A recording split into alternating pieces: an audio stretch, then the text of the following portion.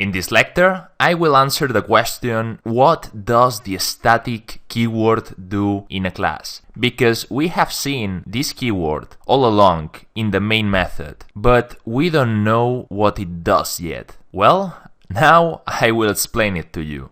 One of the keys to learn Java and any other subject is basically finding an explanation that works for you.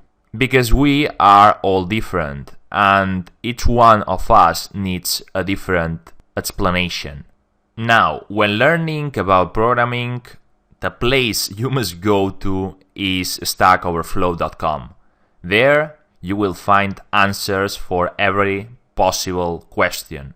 And the question you see on screen is, in layman terms, what does static mean in Java? And the answer is, static means that a variable or method marked as such is available at the class level. In other words, you don't need to create an instance of the class to access it. And here you can see an example. Here he is creating the class foo, and inside he's creating a static method called doStuff. So, to use this method, instead of creating a foo object and then using the method on it, you can call it directly with the syntax foo.doStuff, which is the method. Now we will see an example of this. So now I'm in the class book, and you can see right here the new method. This method is public, I can call it from another class. It's static, what I have just explained. It's void, it does not return anything, and I don't need to store its value. It's called sayHello, and all it does is printing hello to console. So now I can go to my main method, and I don't know if I will use this again, so I just comment it. And now I can call that method with the syntax that we have seen in this slide. Book dot, and you can see that appears here as a recommendation the method sayHello, which is the static method of this class. If I click it, I save, and I click on the run button, I see that in the console it says hello, which is the message of the method of the other class. And now you kind of know how static methods work. Here we have a static method, and can we create a static field as well? The answer is yes. We can create a static field just like this.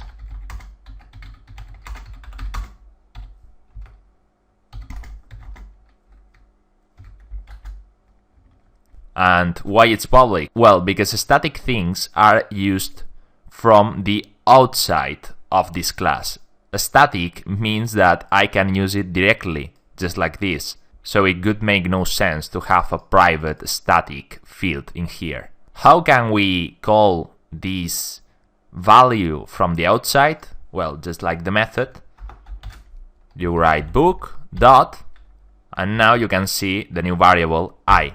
And this is a variable, and I can store it inside of here. And we are done. Now I have created a static field. Now we know how to create the static fields and how to create the static methods. But we are not done yet. This is another answer from Stack Overflow, which I considered very interesting because it adds to the previous explanation. This one says static members belong to the class instead of a specific instance. It means that only one instance of a static field exists.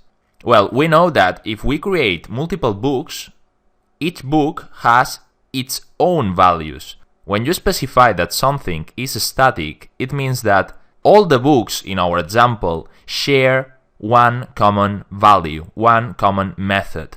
So remember, a static means that a value or a method is not specific of one single instance. So since static things, methods or fields don't belong to one specific instance, everything that is inside of static members can only refer to other static members.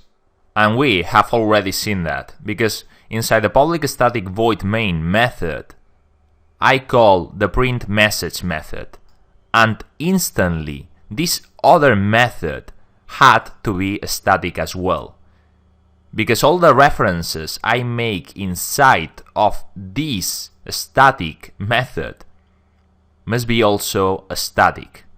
Well, and that's it. I hope you understood the concept. If you have any questions, you can send them to me, or you can look for the answer on Stack Overflow. Practice a lot, and see you in the next lecture.